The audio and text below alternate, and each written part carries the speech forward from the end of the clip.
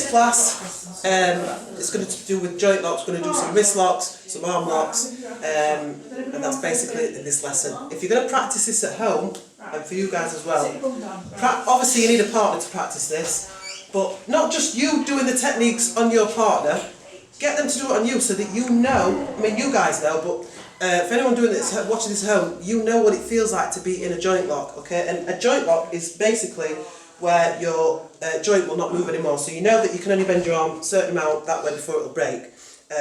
Or that way, okay, same that way. You can even do finger locks, okay? Finger locks can be one of the most painful things. But once you have that, you can control your attack, and that's what we're going to try and learn today.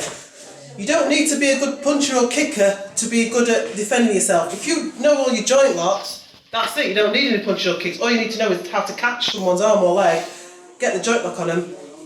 Brilliant. So if you just realise, and if you practice at home, and if you get somebody to practice on, great. You know, someone will let you, as long as you don't go too hard. But if you get them to do it on you, you'll realise, you know, how your joints work even more, and it'll be better education for you. So as you know, if I show you, Kelly.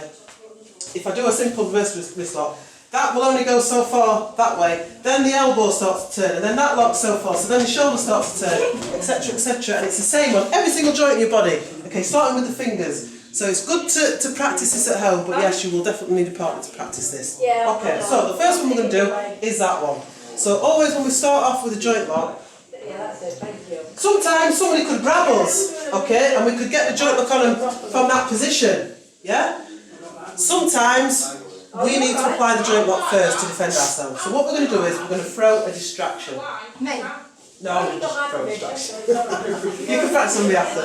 So the distraction is just throwing my hand in the face, the hand that I'm not going to use for the joint lock. So I've decided, right, I'm going to use this hand. So I'm going to use this hand for the joint lock, so I'm going to distract you with this hand. Yeah? You understand that, yeah? So just distract. Don't distract with the same hand, because you need to distract at the same time that your hand, that's why it's a distraction, to distract them. So as if I'm going to punch you there, or I'm just going to flick my hand in front of your face, at the same time the other hand's going to come down to grab. So I've decided I'm grabbing this arm, and I need to grab, if you can see that, with my thumb facing down. Okay, so I'm not going to grab the wrist like this, I'm going to grab here, and there's a reason for that. As soon as I've grabbed, I'm going to push back, and that's immediately going to create pain. I'm not going to do a lot of pain, but I'm pushing back. I only need one thumb to push back an entire hand. Okay, from there I'm going to start the wrist lock. So I'm going to start to turn. I'm going to turn outwards for this particular wrist lock. Okay, but it's important, if I don't push back, okay, if I just grab here and don't push back with my thumb and I turn, it's not going to create the pain.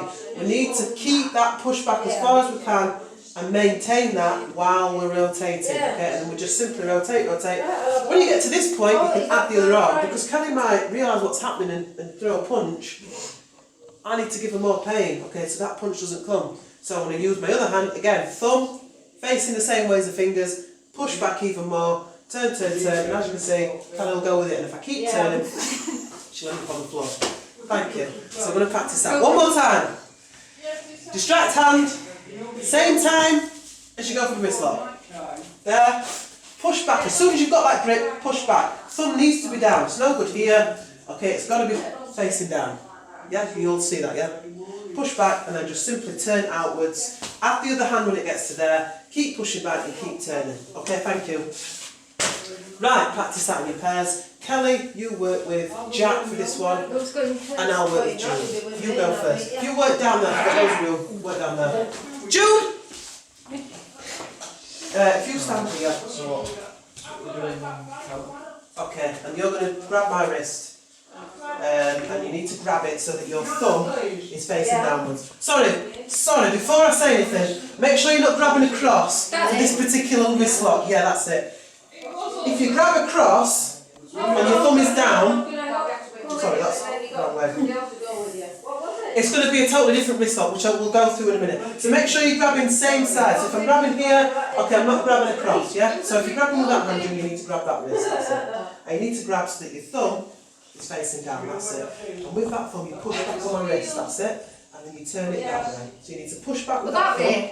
And turn that way. That's it. And then add your other hand. And then again to you, add your other hand on here. So put your thumb where that thumb is, right next to it. That's it. And push back on there. That's it. And then you keep turning that way. And eventually, that's it. You've got to keep that pressed back. Alright? Good. Do the other arm, then swap over.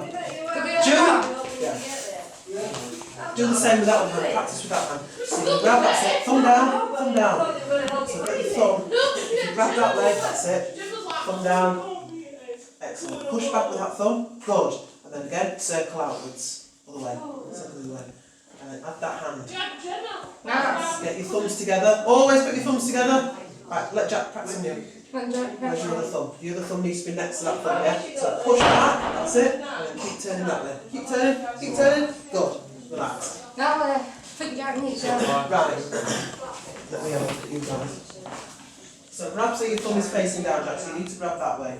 Get your thumb on the back of the hand there, push back, good. Start turning outwards. So other way, are you grabbing, yeah, you're grabbing across. You're grabbing that hand, grab with that hand. If you want to use that hand, grab that hand. So don't grab across, grab with the same